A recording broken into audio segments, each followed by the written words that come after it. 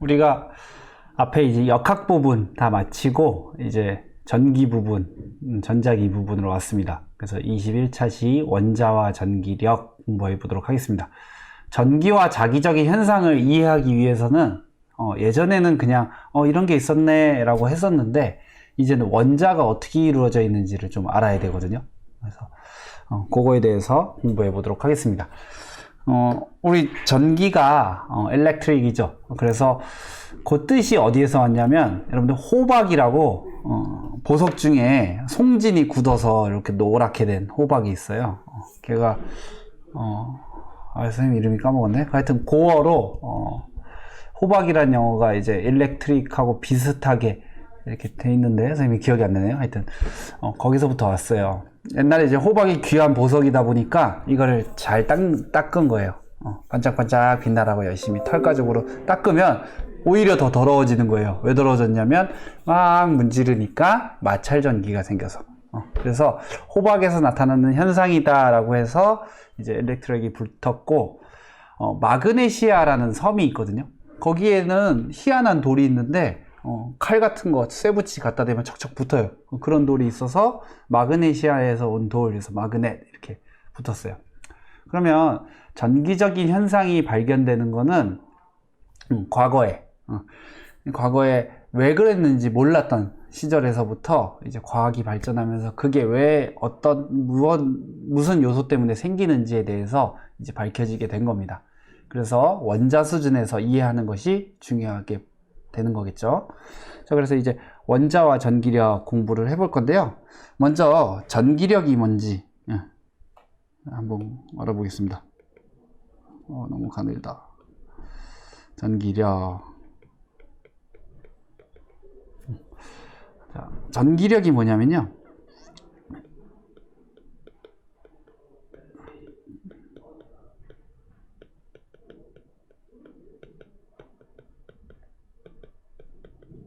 전하 사이에 작용하는 힘을 전기력이라고 불러요. 그럼 전하는 뭐예요? 전하는 전기적 성질을 띠는 입자를 전하라고 불러요.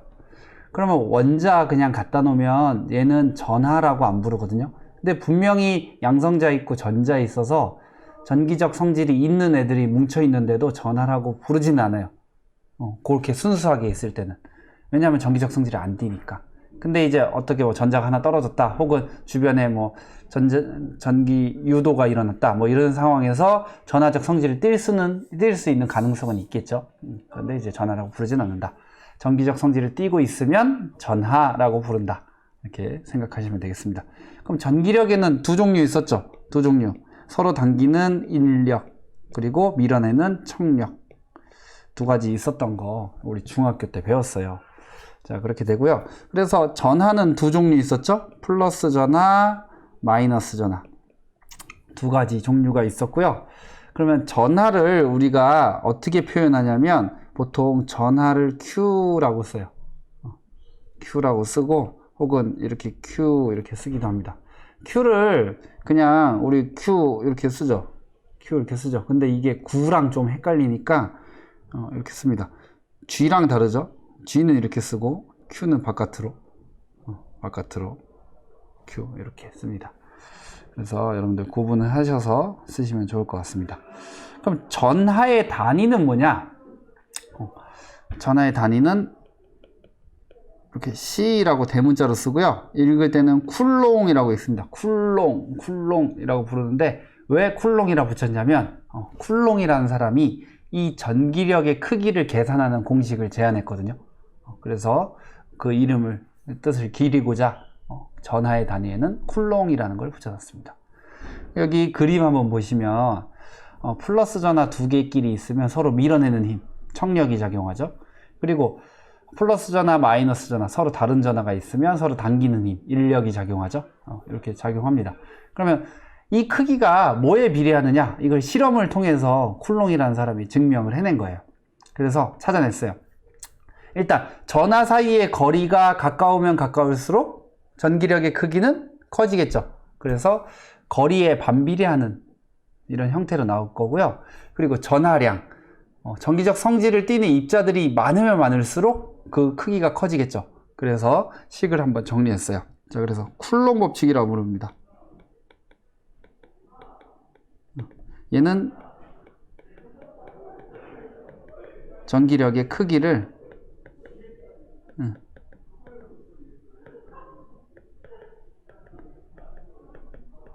나타내는 법칙이에요. 우리 실제로 중력 계산할 때 mg 썼었잖아요. mg. 이거는 미리 다 계산되어 있는 값이 있기 때문에 그렇고요. 실제로 뉴턴이 얘기한 만유인력 법칙은 이렇게 쓰거든요. 이런 식으로 표현되거든요. 요거랑 비슷하게 나오는 법칙이에요. 자, 전기력 써봅시다. 전기력 힘이니까 F라고 쓰고요. 그냥 F라고 쓰기도 하고요. 내가 전기력이라는 걸 조금 더 강조해주고 싶다라고 하면 여기다가 E라고 쓰기도 합니다. Electric Force 해서 FE 이렇게 쓰는데요. 얘는 멀어지면 멀어질수록 약해지는데 그냥 R분의 1이 아니라 R제곱분의 1로 작아져요.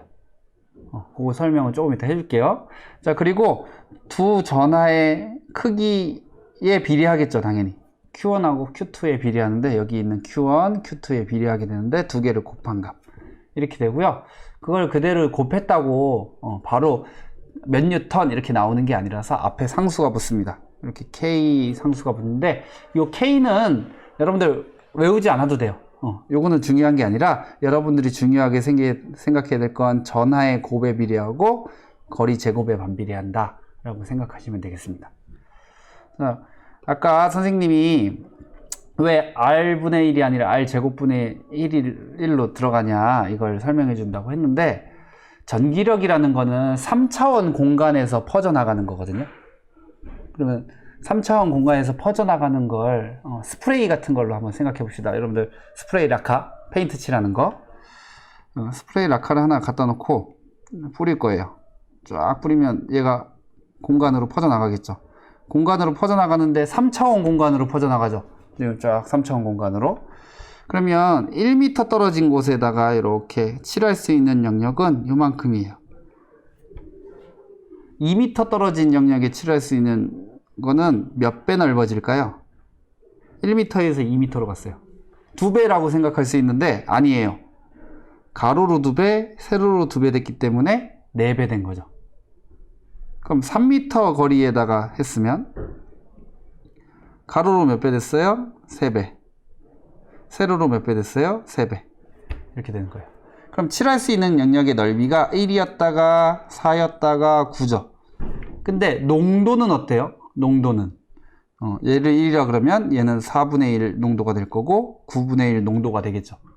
전기력도 마찬가지예요. 어느 지점에서 다른 곳에 힘을 미칠 수 있는 영향력을 펼치는데 이게 멀어지면 멀어질수록 이렇게 제곱분의 1로 약해지는 거예요. 그렇기 때문에 또 선생님이 멈춰버렸네. 이거 왜 이러지? 잠깐 중단했다 하겠습니다. 이렇게 멀어지면서 영향력이 작아지기 때문에 R제곱분의 1로 작아진다 라고 됩니다. 저번에도 멈추더니 또 멈추네요. 저희 좀 손을 봐야겠습니다. 자, 그렇게 해서 이렇게 여러분들이 중요하게 기억해야 될 거는 요 공식. 근데 자, R제곱분의 반비례하고 Q1 곱하기 Q2로 표현된다. 요걸 전기력의 크기는 이렇게 표현된다 라는 걸 기억해 두시면 되겠습니다. 그러면 연습을 한번 해볼게요. 이런 식으로 이제 주어질 거예요. 전하량이 각각 플러스 Q 마이너스 Q인 전하가 R만큼 떨어져 있대요. 이때 작용하는 전기력이 F였다라고 하면 이 F를 쿨롱 법칙에 따라서 정의할 수 있겠죠. 정의를 해보는 거예요.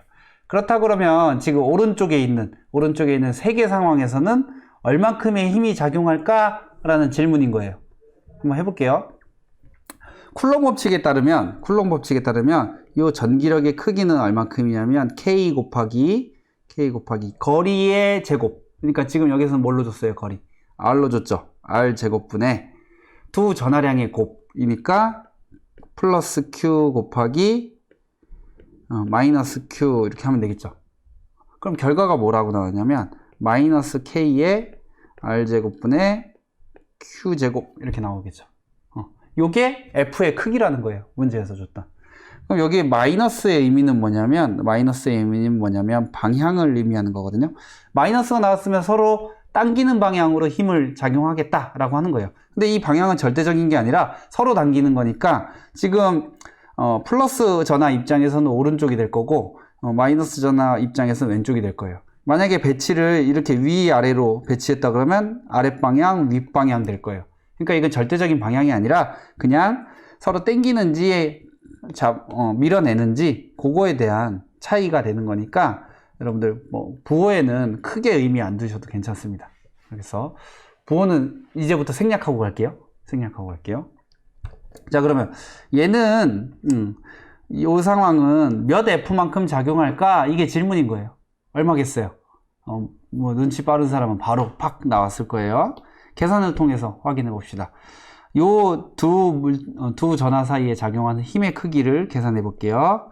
K의 거리는 R이죠? R의 제곱분에 2개 곱하니까 2Q의 제곱이죠. 그러면 아까 요만큼이 몇 배예요? 2배죠? 그러면 2F가 될 것이다. 그럼 여러분들이 추측할 수 있는 거. 이 상황에서 F였으면 이렇게 바꿨으면 2F가 되는구나 라는 거 알아내면 돼요. 어렵지 않은 거예요. 하나 더 해볼게요. 자, 얘는 어떻게 되냐면 얘가 작용하는 힘은 K에 2R만큼 떨어져 있으니까 제곱해서 4R의 제곱 분의 여기는 Q의 제곱 마이너스 붙어서 플러스 내니까 얘는 서로 밀어낸다 이런 것만 되는 거고 크기만 볼 거예요. 자, 이렇게 되면 얼만큼이에요? 요게 F였으니까 요거는 4분의 F 되겠죠? 그래서 4분의 1 F만큼이다 라는 거 알아낼 수 있어요. 어렵지 않죠? 요것만 할 줄 알면 쿨롱 법칙은 다 아는 거예요. 물론 이제 대학교 가면 여기 K 값 얼마 넣어서 몇 뉴턴이고 이런 거 계산해야 되는데 지금 수준에서는 필요 없습니다. 마지막 거 한번 해볼게요. 자, 얘는 좀 복잡해질 것 같아요. 0.5R 2분의 R이니까 제곱하니까 4분의 1 R 제곱분의 2Q 곱하기 3Q니까 6Q의 제곱 K 이렇게 되는 거죠. K 값이 중요하지 않은 이유는 고등학교 수준에서는 이 크기 저 크기 비교하는 거니까 K는 그냥 사라져요. 그래서 중요하지 않습니다. 그러니까 얘는 얼마큼이냐면 24K의 R제곱분의 Q제곱 이렇게 되니까 24F만큼이 될 것이다. 이 정도만 할 줄 알면 여러분들은 쿨롱 법칙은 이 정도만 할 줄 알면 됩니다. 그래서 이거에서 이제 요 식을 가지고서 IQ 테스트 마냥 이렇게 조금 꼬고 계산하게 해서 복잡한 계산 지금 제곱이 들어가니까 계산이 복잡해지겠죠. 그래서 그런 복잡한 계산 하게 하는 정도 수준으로 나올 겁니다. 자, 그 다음은 이제 원자 모형의 역사를 보겠습니다. 여러분들 원자라는 걸 개념을 처음 이야기한 사람이 돌턴이었어요. 돌턴이란 사람인데 원자를 이름을 뭐라고 붙이냐면 아톰이라고 붙였어요. 톰이라는 게 무슨 뜻이냐면 쪼개다 라는 뜻이거든요. 톰이라는 게 쪼개다 라는 뜻인데 여기 부정의 의미인 A가 붙어서 아톰이라고 하는 거는 더 이상 쪼갤 수 없다라고 의미를 하는 거예요.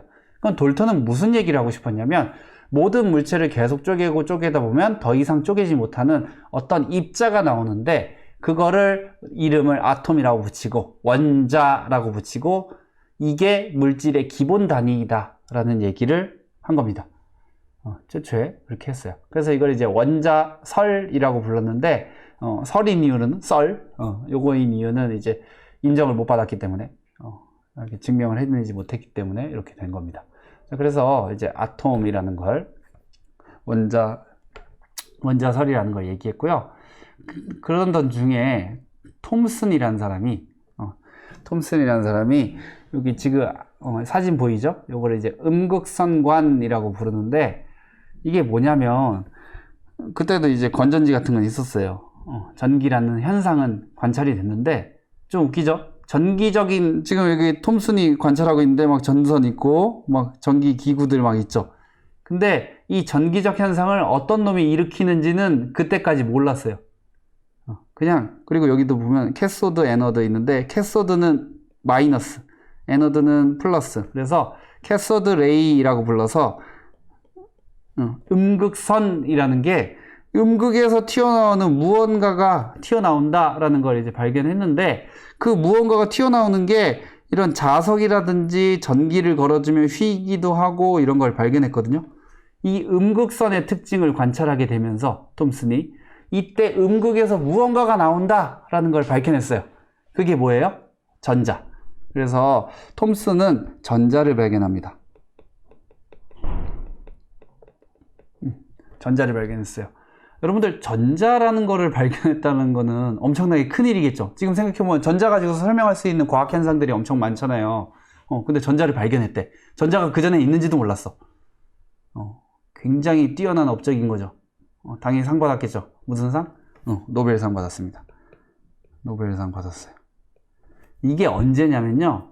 이게 언제냐면 1906년이에요. 1906년.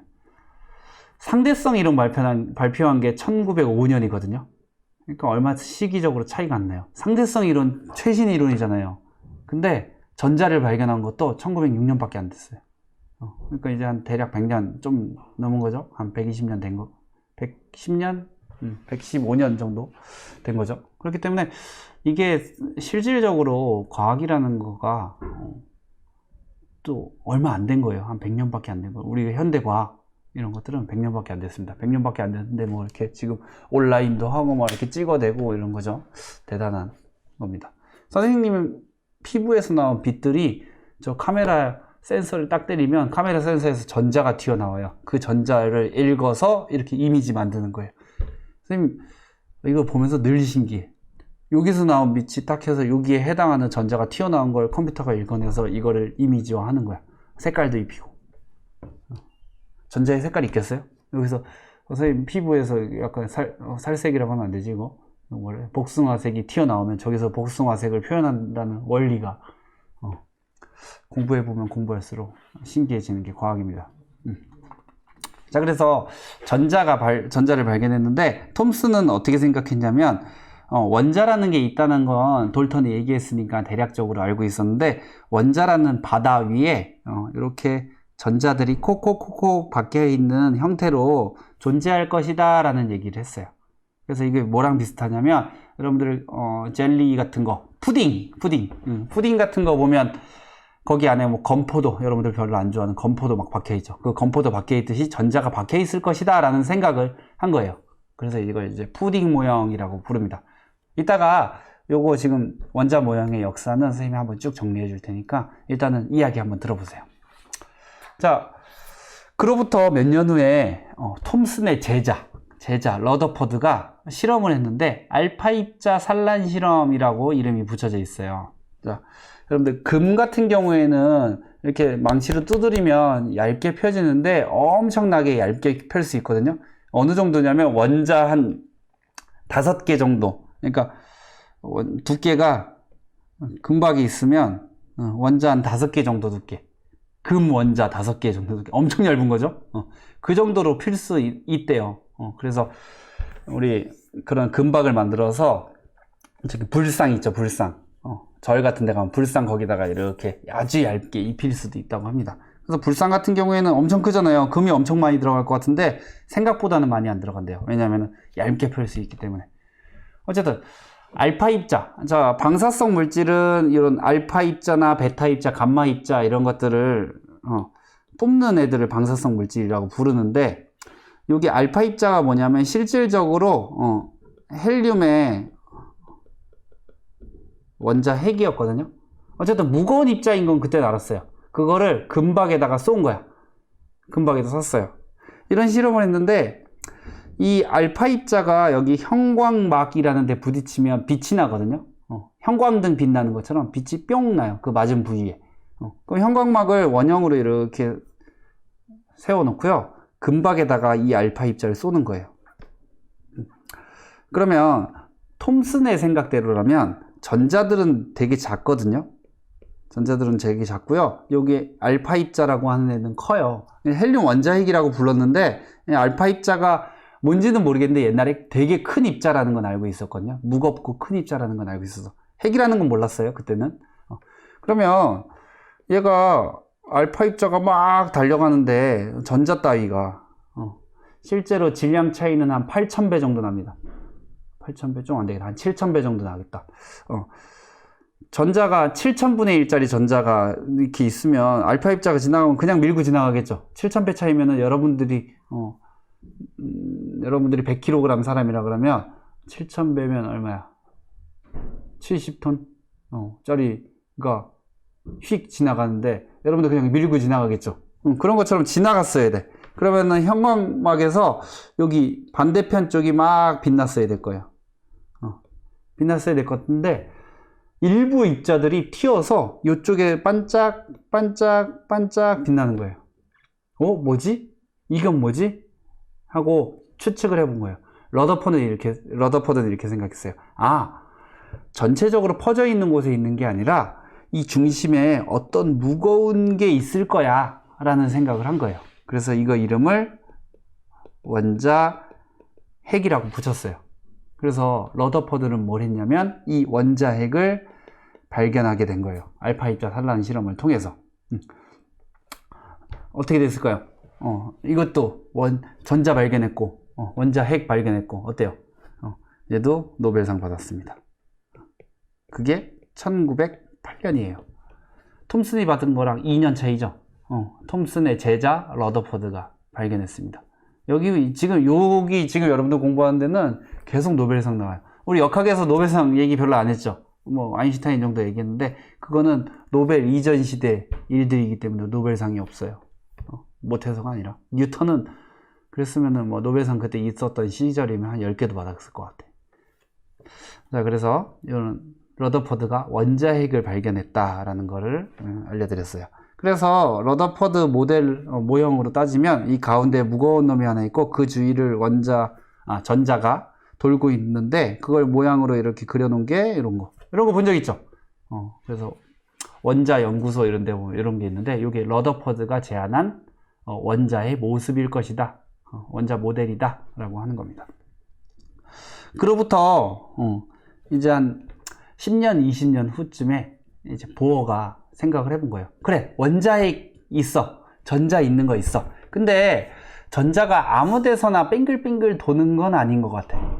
여러 가지 증거들을 보니까 얘가 아무 데서나 막 도는 게 아니라 특정한 위치에만 있을 수밖에 없는 이유가 있는 것 같아 라는 거를 보어가 발견을 합니다.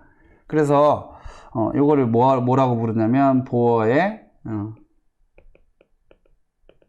원자 모형이라고 부르는데 전자는 이런 특정한 궤도를 가진다.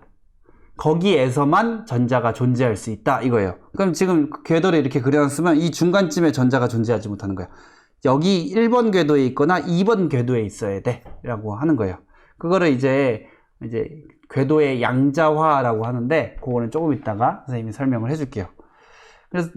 그래서 보어도 이 보어 원자 모형을 해서 궤도에 양자화되어 있다는 것을 통해서 노벨상 얘도 받았어요.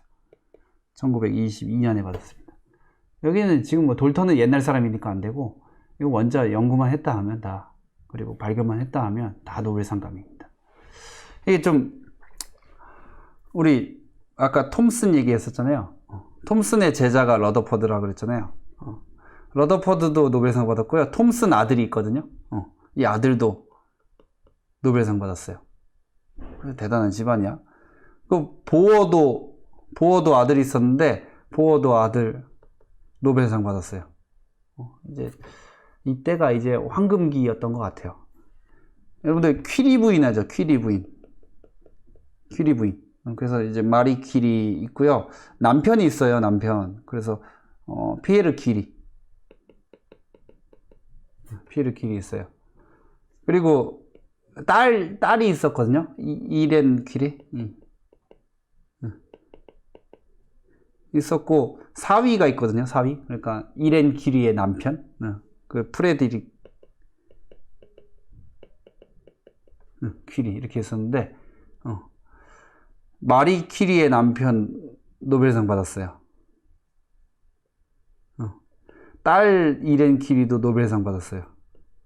프레드릭 퀴리 4위도 받았어요. 이거 집안이 다 노벨상. 이거 여기 안에서 막 노벨상 못하고 이러면은 막 못난 놈으로 될 것 같아요. 마리 퀴리는 2번이나 받았어요. 대단한 집안이죠. 선생님이 근데 이거 하다가 문득 이상한 점을 느꼈어요. 퀴리 부인은 왜 퀴리 부인이냐면 남편이 퀴리여서 퀴리 부인이거든요. 그래서 우리 결혼하면 남편 성을 따라가잖아요. 그래 이제 이렌 퀴리는 딸이니까 그 성 따라가는 건 이해가 돼. 근데 이 프레드릭 퀴리도 이렇게 됐어요. 그래서 찾아보니까 이 프레드릭은 프레드릭 졸리오라는 이름이었거든요. 근데 결혼하면서 여기 퀴리랑 자기 졸리오랑 합쳐서 졸리오 퀴리라고, 그래서 얘 프레드릭 퀴리는 이름이 프레드릭 졸리오 퀴리고 여기 이렌 퀴리는 이렌 졸리오 퀴리 이렇게 했대요. 그래서 성을 하나 만든 것 같아. 뭐 이런 경우도 있습니다. 쓸데없는 얘기 해봤습니다. 여러분들 저기다가 의견에다가 이런 얘기도 해달라 그래갖고 선생님이 찾아봤습니다. 여러분들 저기 질문한 것 중에 선생님이 문제 풀어주다 보면 답 체크를 잘못하는 경우가 상당히 많이 있더라고요. 그래서 선생님이 뭐 그냥 너네 집중 잘하라고 해 하면서 핑계대면서 이렇게 넘어가고 이랬는데 앞으로 좀 더 신경을 쓰도록 하겠습니다. 자, 그러면 이거 한번 정리해 볼게요. 원자 모형의 역사가 어떻게 이루어졌는지. 자, 돌턴이 무슨 얘기했냐면 더 이상 쪼갤 수 없는 마지막 입자, 그거를 원자라고 부르자라고 해서 원자설이 있었죠. 근데 실제로는 원자 안에도 더 쪼개서 더 작은 것들이 있다는 걸 발견했죠. 처음엔 누가? 톰슨이. 그래서 원자가 어떻게 돼 있어요? 이렇게 있고 이 안에 작은 전자들이 들어있다라는 걸 발견했어요. 그래서 요거를 뭐라고 부르냐면 푸딩 모형이라고 불러요. 그래서 푸딩 모형이라고 부르고요. 이때는 전자를 발견하게 됩니다. 자, 그 다음에는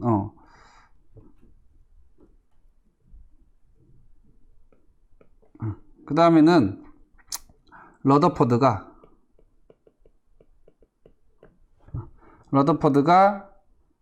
얘가 이제 중앙에 핵이 있고 그 주위를 전자가 돌고 있는 거다라는 걸 이렇게 밝혀내게 되죠. 그래서 요거를 궤도 모형이라고 불러요. 지금 계속 모형이라고 부르는 이유는 실제로 원자 안에가 어떻게 이루어져 있는지 우리 눈으로 볼 수가 없거든요. 그러니까 이미지화해서 다른 어떤 것들을 가져와서 비슷하게 보여줘야 되기 때문에 모형이라고 부르는 거예요. 그래서 이때는 이제 원자 핵을 발견합니다. 전자를 발견했던 거는 음극선 실험을 통해서 발견했고요. 원자 핵을 발견한 거는 알파 입자 산란 실험을 통해서 발견했습니다. 보어는 이제 수학적 계산과 원자에서 나타나는 현상들을 보고서 발견하게 됐는데요. 보어가 얘는 간지나게 자기 이름 붙였습니다. 보어 모형이라는 걸 했습니다. 그래서 원자 핵이 있는 건 똑같아요. 러더포드가 얘기한 원자 핵이 있는 건 똑같은데 얘가 아무데나 도는 게 아니라 딱 정해져 있는 궤도가 있다. 이렇게 해서 그 궤도가 양자화되어 있다라고 표현하거든요. 이건 좀 이따 설명해 줄게요. 그래서 궤도에 양자화되어 있는 이런 것을 볼 수가 있습니다. 그래서 원자 모형의 역사가 이렇게 이루어졌다는 걸 여러분들이 좀 이해하고 있으면 도움이 될 것 같습니다. 그러면 이제 보어 원자 모형에 대해서 선생님이 설명을 해 줄게요. 자, 가운데에 뭐 있다고요? 가운데 원자 핵이 있습니다. 그 주위를 누가 돌고 있냐? 전자가 돌고 있어요. 전자가 돌고 있는데, 자, 돌 수 있는 궤도가 정해져 있어요. 첫 번째 궤도, 그리고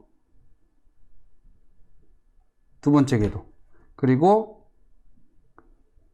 세 번째 궤도. 계속 나갑니다. 있을 수 있는 궤도가 딱 정해져 있는데, 궤도의 첫 번째를 넘버 1 이렇게 해서 1번 궤도, 2번 궤도, 3번 궤도 이렇게 불러요. 그래서 n이 1, 2, 3, 4 해서 n이 무한대까지 갑니다. 이 무한대까지 전자가 갔다는 얘기는 원자 밖으로 탈출했다는 얘기예요. 전자는 원자에 묶여 있는데 무한대까지 갔다라고 하는 거는 그냥 탈출했다라고 보시면 됩니다. 자, 그 보호 모형의 핵심은 뭐냐면요. 원자 안에 있는 전자는요.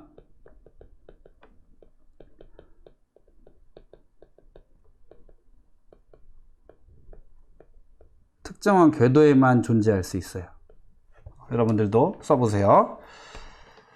자, 그럼 그 특정한 궤도에다가 숫자를 붙여놨는데 그거를 양자수라고 불러요. 양자수라고 부르는데 그래서 n이 1, n이 2, n이 3 이렇게 나갑니다. 여러분들 양자역학이라고 들어봤죠? 뭐 영화 양자물리학 있죠? 그때 말하는 양자가 요 양자거든요. 그럼 이 양자는 뭐냐면 수량할 때의 양자예요. 수량화되어 있다라는 건데요. 이 양자화되어 있다는 게 뭐냐면 이런 뜻이에요. 자, 여러분들 키가 계속 자라고 있죠? 여러분들 키가 지금 뭐 한 170이라고 합시다. 170인데 조금 크면 얼마가 될까요? 재보면 170.1, 170.2 이렇게 되겠죠. 근데 그거를 자세하게 살펴보면 170이었다가 갑자기 171이 되진 않죠. 중간 과정이 있죠. 분명히 존재하죠. 근데 우리가 잴 때 시간 간격이 있으니까 170이었다가 171이 되는 거지. 그러면은 나는 170.5였던 시절이 없는 거예요. 170에서 171이 됐어. 170.5였던 시절이 있어요, 없어요? 분명히 존재하죠. 근데 얘는 아니라는 거야. 수량화되어서 딱딱 떨어진다는 거예요. 나는 오늘 170이었는데 내일 측정해 보니까 171이었어. 근데 170.5였던 시절은 절대 없어. 이거예요. 전자는 1번 궤도에 있을 수 있는데 그리고 2번 궤도에도 있을 수 있어요. 1번 궤도에서 2번 궤도로 이동할 수 있거든요. 이동할 수 있는데 중간 상태를 가지진 않아요. 이거 좀 웃기죠? 그래서 이제 뭐 보통 양자역학 이러면 좀 이상하다고 하잖아요. 그게 이제 여기부터 오는 겁니다. 이해가 안 되잖아. 왜 중간에는 존재할 수 없어? 몰라요. 알 수가 없어요. 우리가 현대과학으로는 그 이유를 아직 밝혀내지 못했어요. 밝혀냈다고 밝혀냈나? 밝혀냈어도 아직 선생님이 이해하지 못했을 것 같은데. 자, 그래서 요 양자수라는 거는 딱딱 그 수량화되어 있는 숫자대로만 배치가 된다라는 거예요. 그러면 양자화되어 있다는 얘기는 양자수로 나타낸다는 얘기는 연속이라는 얘기예요? 불연속이라는 얘기예요? 불연속이라는 거죠. 그래서 세 번째.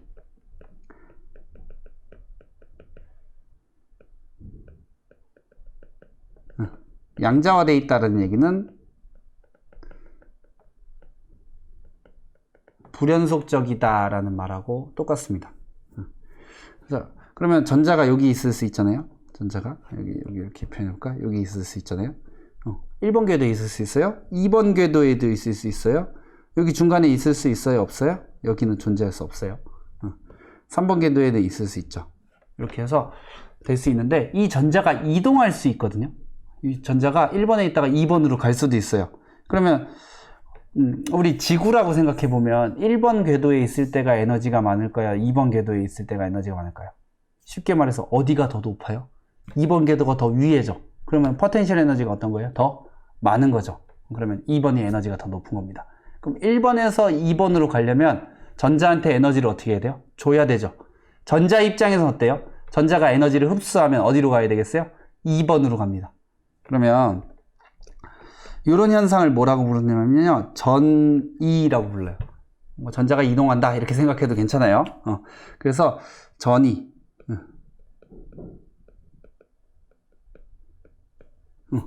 궤도를 이동할 때 에너지를 흡수하거나 방출합니다. 그러면 이렇게 가려면 에너지를 전자가 흡수해야 되겠죠? 이렇게 하면서 에너지를 방출하죠. 요거에 대해서 이렇게 조금 이따가 또 하나 더 알아보도록 하겠습니다. 우리 엘리베이터 타면 층수 딱딱딱딱 정해져 있죠. 엘리베이터 중간에 2.5층에 세워주세요. 못 세우죠? 그거랑 비슷해요. 비슷하다고 생각하시면 됩니다. 그리고 이제 좀 이따 더 해볼 건데 여기 1번하고 2번 궤도 사이 간격하고 여기가 좁아져요. 그 다음 간격은 또 좁아져요. 이런 특성을 보이거든요. 요거 하나 더 보고 마치도록 하겠습니다. 양자화된 에너지 준위라는 건데 말이 어렵죠? 어렵죠? 양자화되어 있다는 것은 불연속적으로 숫자 1, 2, 3, 4 이렇게 나간다라고 하는 거고요. 에너지는 전자가 원자 안에서 가질 수 있는 에너지가 있는데요. 이 준위는 영어로 레벨의 해석입니다. 레벨. 그럼 단계라는 거죠. 준위라는 게. 그러면 에너지 단계가 양자화되어 있다. 우리 층수랑 비슷해요. 1층이 있고 그 다음은 바로 2층. 1.5층에 존재할 수는 없죠. 그래서 그렇게 돼 있다라고 생각하시면 되겠습니다. 1층이 에너지가 높아요? 2층이 에너지가 높아요? 2층이 에너지가 높죠. 그렇게 돼 있다고 생각하시면 됩니다. 그럼 선생님이 그림 한번 그려볼게요. 짜자자잔. 이렇게 하나, 둘, 셋, 넷, 다섯, 여섯. 이렇게 그려볼게요. 자, 여기를 첫 번째 상태, n이 1인 상태라고 붙여볼게요. 그럼 여기는 n이 2인 상태, 여기는 n이 3인 상태, n이 4인 상태, n이 5인 상태.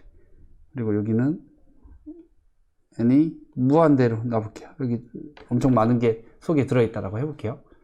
이렇게 한번 에너지를 쫙 써봤습니다. 이렇게 n이 1인 상태, 첫 번째, 제일 원자 핵으로부터 가까운 상태, 여기를 뭐라고 부르냐면 바닥 상태라고 불러요. 제일 바닥이니까. 그럼 여기 2번부터 무한대까지 가는 거는 얘가 에너지를 받아서 올라간 거잖아요. 들뜬 상태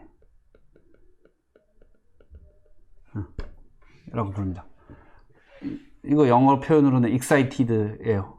들뜬 거 맞죠? 자, 그렇게 됩니다. 그러면 만약에 여기 전자가 하나, 여기 바닥 상태에 전자가 하나 존재하고 있어요.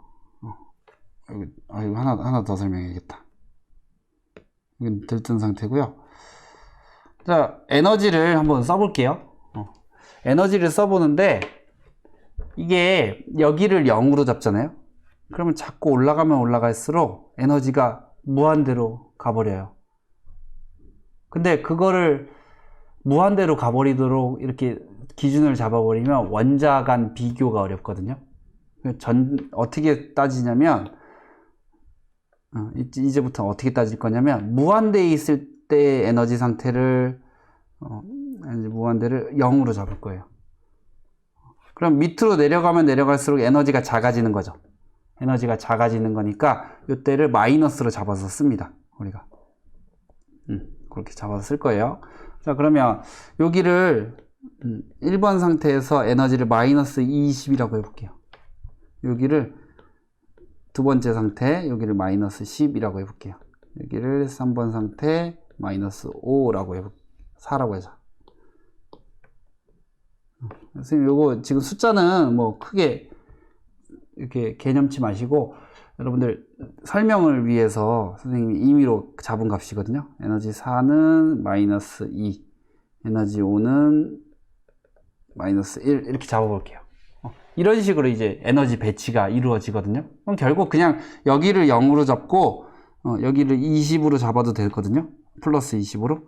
근데 이러면 원자가 뭐 지금 수소였다가 다른 원자로 넘기면 이 값이 달라지거든요. 그래서 전자가 원자 밖으로 아예 빠져나간 상태를 0으로 잡아야 다른 원자에 들어갈 때 이렇게 달라지거든요. 그래서 이거야. 수소가 마이너스 20이 제일 바닥 상태고 다른 뭐 헬륨 같은 게 마이너스 40이 바닥 상태라고 하면 수소에서 빠져나온 전자가 갖는 에너지는 0이에요. 근데 그게 헬륨으로 들어가? 그러면 마이너스 40을 갖게 되겠죠. 근데 만약에 수소를 0으로 잡아놓으면 바닥 상태를 헬륨도 0으로 잡아야 되거든요. 그러면은 여기에서 20만큼 받아서 20으로 가진 에너지가 얘가 들어갔더니 이건 40으로 잡아야 되잖아. 이렇게 넘어간다는 게 설명이 안 되잖아요. 그래서 여기 0으로 잡는 거예요. 뭔 소리인지 모르겠으면 몰라도 돼요. 그냥 혹시 질문할까봐 한번 해봤습니다. 삭제. 자, 이렇게 음수로 잡는다는 거 얘기해 줬어요. 자, 그러면 여기 있는 전자가 만약에 예를 들어서 4번 궤도로 이렇게 갔다라고 해볼게요. 그럼 얘가 뿅 올라간 거죠. 에너지를 어떻게 한 거예요? 받아야지 올라갈 수 있겠죠. 마이너스 20이었던 애가 마이너스 2까지 가려면. 그럼 얘는 에너지를 흡수하면서 올라갑니다. 이 전자가 에너지를 가져가요. 얼마큼을 가져갔을까? 18만큼 가져가요. 18만큼 가져갔습니다. 그럼 여기 4번에 있던 애가 만약에 이 바닥 상태로 내려오면 어떻게 될까요? 이렇게 내려왔어. 그럼 얘는 에너지를 방출하겠죠. 얼마만큼 방출하겠어요? 18만큼의 에너지를 방출합니다. 그럼 다른 예를 들어보자. 여기 이렇게 있다가 여기로 내려왔어. 이렇게. 얘도 에너지를 방출하겠죠. 얼만큼 방출하겠어요? 4에서 마이너스 10 됐으니까 6만큼 방출하겠죠. 이런 원리로 전자들이 막 이동한다는 거예요. 이제 여러분들은 뭔 소리야 하는데 이게 어떻게 알아냈어? 하는데 이거 이제 다음 시간에 요 현상을 보니까 원자 내부에 있는 전자들이 이런 구조를 갖고 있구나라는 걸 알게 된 거예요. 그래서 다음 시간에 볼 것들이 이건데 여러분들 미리 한번 이렇게 공부해 봐도 좋고요. 1학년 때 선생님은 1학년 때 여러분 통합과학에서도 배웠었거든요. 그래서 이 내용이 이렇게 되는 건데 마지막 한번 정리해 볼게요. 자, 원자 속에 있는 전자들은 에너지를 흡수하면 어디로 가요? 높은 에너지 상태로 가요. 에너지를 방출하면 어디로 가요? 낮은 에너지 상태로 이동합니다. 이걸 우리가 전이라고 불렀었죠? 그런 거 배웠었고요. 자, 전자들은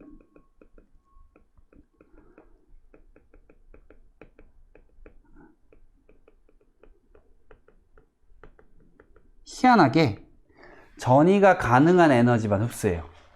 예를 들면 이런 거예요.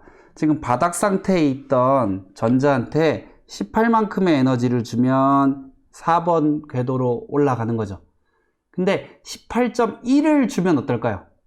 그러면 18만큼 가져가서 올라가고 잔돈 0.1은 뭐 기부하고 안 돼요. 얘는 흡수를 안 해. 그럼 18.1을 갖다 주면 그냥 안 먹어요. 자기가 딱 가져갈 만큼만 가져갑니다. 그럼 바닥 상태에 있던 전자한테 10만큼의 에너지를 주면 어디로 갈까요? 2번 궤도로 가죠. 그럼 11을 주면 어떻게 될까요? 흡수를 아예 안 해요. 그럼 지금 다시 2번 상태에 있던 전자가 하나 있어요. 2번 상태에 있던 전자가 있어요. 얘가 에너지를 5만큼을 잃을 수 있을까요? 없을까요? 없어요.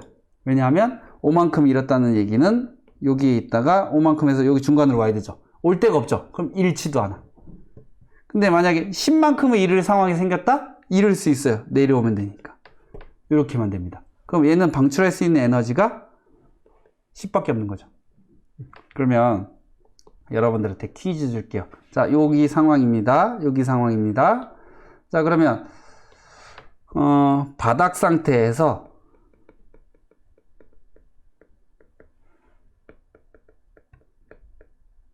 흡수할 수 있는 에너지가 뭐가 있는지 여러분들 한번 생각해 보시고요. 그러니까 바닥 상태 1번 상태에서 흡수할 수 있는 에너지 무한대는 뺄게요. 무한대는 빼버리고 2번, 3번, 4번, 5번 이렇게 있으니까 바닥 상태에서 흡수할 수 있는 에너지 한번 해보시고요. n이 4인 상태에서 방출할 수 있는 에너지 요게 뭐가 있는지 과제로 줄 테니까 여러분들 한번 풀어보시기 바랍니다. 수업 여기까지 하겠습니다.